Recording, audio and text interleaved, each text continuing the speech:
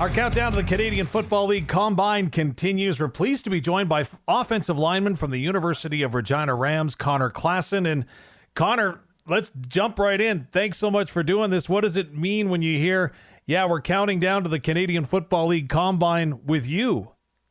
Thanks a lot for having me. It's really exciting. It's been a long 2-3 months of putting in the hard work in the gym, on the turf. It's going to be really awesome to finally have the chance to showcase my skill set and kind of compare or show teams what I can do against the best competition in the country. I've asked before if this offseason seems like it's been shorter or maybe the same length as others trying to get prepared for this, and I guess be at the pinnacle of your physical ability come the end of March. Yeah, for me, it's been a fun off season, definitely with the combine specific training, but I think just the anticipation of the event has made it kind of take forever. It's definitely seemed like one of the longest off seasons I've had, but it's been also difficult with trying to prepare for the combine and prioritize that, but also stay on top of my school, stay ahead of that, and still be connected with the Rams team. So. It's been awesome, but it's definitely been a long off season so far. You're listed as 6'3", 310 pounds as of last season, and again, you could clearly see from my vantage point what you were doing well on the field. What do you think others saw in you? I think a big thing for me is consistency. I've played 2 seasons for the Rams now at right tackle, and I feel, and my coaches feel, that I'm consistently, doing the right things with mentally. My assignments are always sound. The guys I'm blocking are hardly ever making the play. And then I think another thing that stands out for me, that when I think of my own game, is just my athleticism as an offensive lineman. I'm maybe not the most powerful out there, but I could definitely, I move really well, I feel, and I think I can make a lot of hard blocks where you need to be a little bit more quick or athletic to do so. So that's kind of what I would say.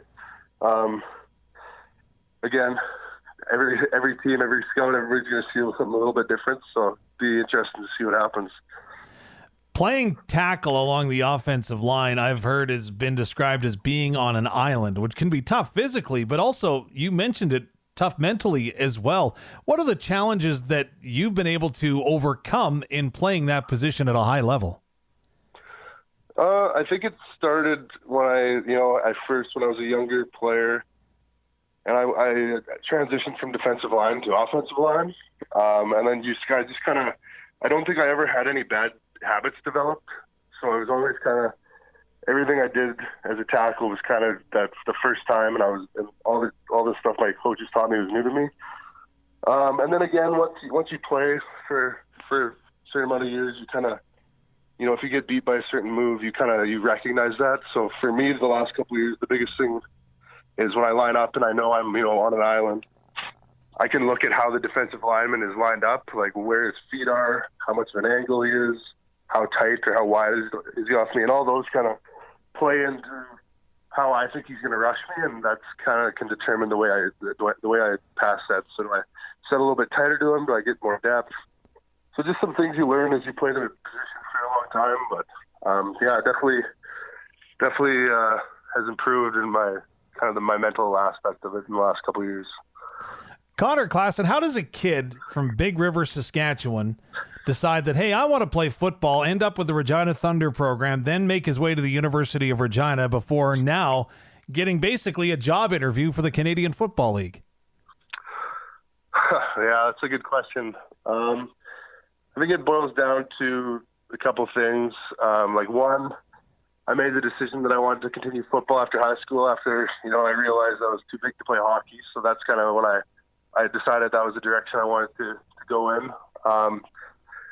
And the biggest thing from a personal standpoint, I think, has just been, hard work and dedication. It's kind of a overused answer, but, I didn't really have I didn't ever play offensive line. I didn't have any technique coming out of high school. So, just being determined to, get better and prove that I could play at a higher level. I think, and then just putting in that hard work throughout my career, that's helped me a lot. And then I think the biggest thing is just in the people around me. Like my family's been very supportive. I've had some incredible coaches with the Thunder and the Rams. Their Thunder took a chance on me, and they were able to develop me to kind of where I was at when I came to the Rams. So yeah, it's definitely, you can work as hard as you want, but if you don't have a good support system around you and you don't have that coaching staff around you, you're only going to get so far. So I owe a lot to a lot of different people.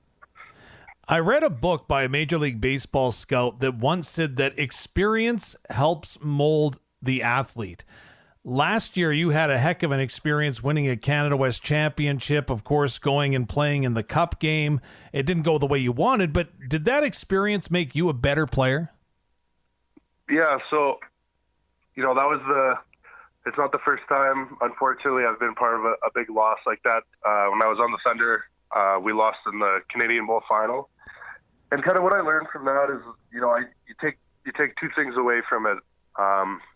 One, as a player, a part of a team that makes it this far, like you should have that confidence in yourself and in your team that, we can go back, I could go back, I could play at this high level, and my team could play at this high level in the following years. So there's a lot of good things you could take from that. And then obviously, it sucks to lose a game like that. All the hard work and all the time you've spent, kind of comes to an end in not the way you want. But you kind of get a little chip on your shoulder, and nothing's guaranteed in sports and life. So just because we made it there last year doesn't necessarily mean we'll make it this year. But what we can do is we could keep putting in the hard work, have that chip on our shoulder, and trust each other, trust our systems, and kind of execute at a higher level next year. So definitely a game like that, you get more confident in yourself as a player, and you just kind of all the things that happen, you just kind of go into that next season wanting to prove yourself to your team, to the league. So most definitely. Connor Klassen, our CFL countdown to the Combine is on. With it approaching fast, can you tell me when you look at it right now in your off season, have you approached it any differently, wanting to hit your peak come the end of March as opposed to maybe that last week of August when a regular season would kick off in Canada West football? Yeah, so it definitely seems this off season that, it's been a lot more thrown at me, and we're trying to, get to that best we can be a lot faster. However, we have a really good strength and conditioning coach here at the U of R. Jace is really good. He's developed a program for us that, it follows a very similar kind of outline to what the team does, but it's just like in areas like the bench press or just maybe like explosiveness, we're able to, hit it a lot faster.